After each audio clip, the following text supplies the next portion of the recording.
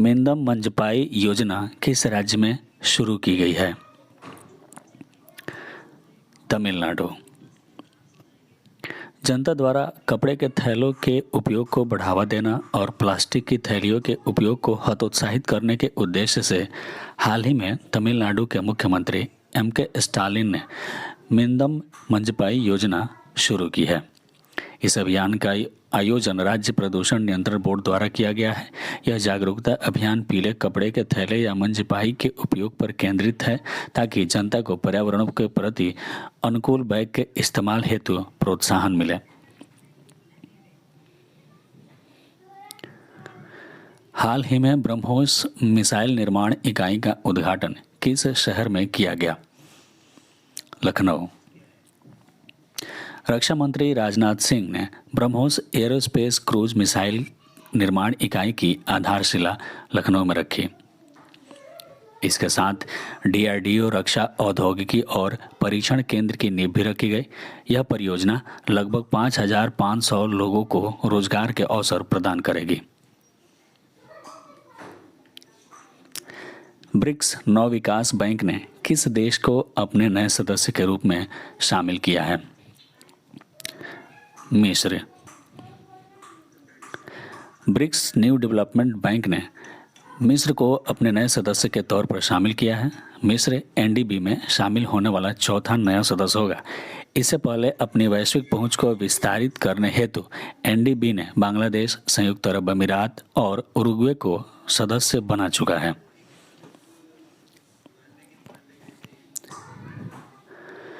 इस वर्ष जनवरी में यूएनएससी काउंटर टेररिज्म कमेटी की अध्यक्षता कौन सा देश करेगा? भारत। वर्ष 2012 में यूएनएससी आतंकवाद विरोधी समिति की अध्यक्षता करने के बाद भारत 10 वर्षों के लंबे समय के बाद जनवरी 2022 में आतंकवाद विरोधी समिति की अध्यक्षता करेगा। दिनांक 8 जनवरी 2021 को संयुक्त राष्ट्र में भारत के अस्थायी प्रतिनिधि राजदूत टी.एस. त्रिमूर्ति ने इसकी घोषणा की थी कि भारत यूएनएससी में 3 महत्वपूर्ण समुदायों की अध्यक्षता करेगा।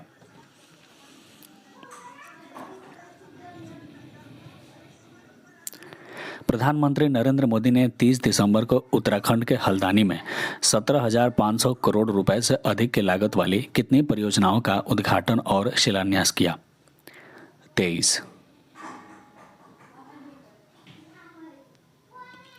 हाल ही में चर्चा में रहा इंडिया आउट अभियान किस देश से संबंधित है? मालदीव। इस अभियान का नेतृत्व मालदीव के पूर्व राष्ट्रपति अब्दुल्ला यामीन ने किया था। मालदीव में राजनीतिक दलों ने इस अभियान का विरोध भी किया है। यह अभियान इसलिए शुरू किया गया है क्योंकि भारत सुरक्षा सहयोग के माध्यम से मालदीव में एक सैन्य उपस्थिति स्थापित करना चाहता है।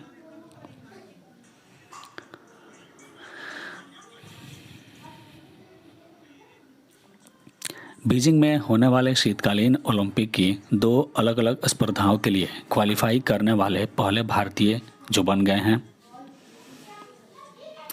Alpine skier Arif Mohammad Khan. साहिबजादा दिवस कब मनाया जाता है? 27 दिसंबर को। भारत में प्रतिवर्ष इस दिन सिख गुरु गोविंद सिंह के 4 साहिबजादों की शहादत के प्रति आभार व्यक्त करने के लिए यह दिवस मनाया जाता है, जिसे शक सरहिंद के नाम से भी जाना जाता है। भारत में यह दिवस सबसे पहले वर्ष 2020 में उत्तर प्रदेश राज्य में मनाया गया था। इस दिन पंजाब के फतेहगढ़ साहिब में एक शहीदी जोर मेला भी आयोजित किया जाता है। वर्ष 2021 के लिए किसे हिंदी भाषा का साहित्य अकादमी पुरस्कार प्रदान किया गया है? दया प्रकाश सिन्हा। हिंदी साहित्य में साहित्य अकादमी सम्मान के लिए वरिष्ठ लेखन और नाटककार दया प्रकाश सिन्हा को प्रदान किया गया। उनके नाटक सम्राट अशोक को इस पुरस्कार के लिए चुना गया है। दया प्रकाश सिन्हा का जन्म 2 मई 1935 को उत्तर प्रदेश के कासगंज में हुआ था।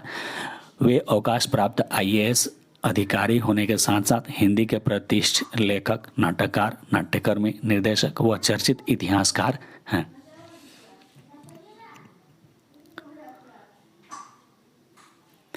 सार्वजनिक शौचालय की स्थिति सुधारने के लिए राइट टू पी अभियान कहाँ शुरू किया गया है? नागपुर, महाराष्ट्र। नागपुर ने राइट टू पी अभियान को शुरू किया है। इस अभियान का मुख्य उद्देश्य नागरिकों को स्वच्छ, सुरक्षित और निःशुल्क शौचालय उपलब्ध कराना है।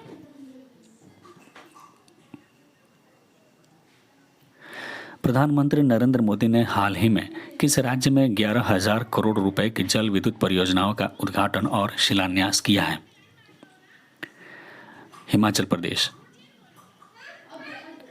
प्रधानमंत्री नरेंद्र मोदी ने हाल ही में हिमाचल प्रदेश राज्य में 11,000 करोड़ रुपए की जल विद्युत परियोजनाओं और सावरा कुड्डू जल विद्युत परियोजना का उद्घाटन और शिलान्यास किया है। यह सावरा कुड्डू जल विद्युत परियोजना 111 मेगावाट की परियोजना है, जिसे लगभग 2,080 करोड़ रुपए की लागत से बनाया गया है।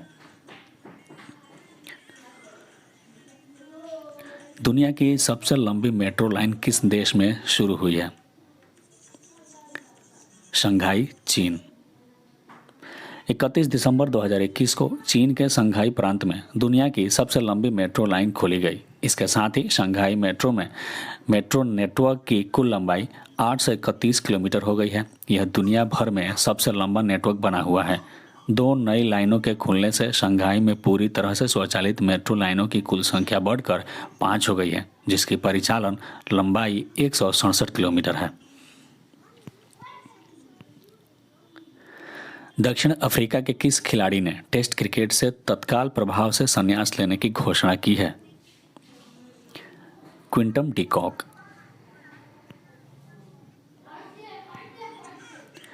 प्रतिष्ठित साहित्य अकादमी पुरस्कार 2021 से कितने भारतीय लेखकों को सम्मानित किया गया है? 22। लेखिका नमिता गोखले को अंग्रेजी के उनके उपन्यास थिंग्स टू लीव बिहाइंड के लिए इस पुरस्कार से सम्मानित किया गया है तथा हिंदी भाषा में दया प्रकाश सिन्हा को साहित्य अकादमी पुरस्कार 2021 से सम्मानित किया गया है।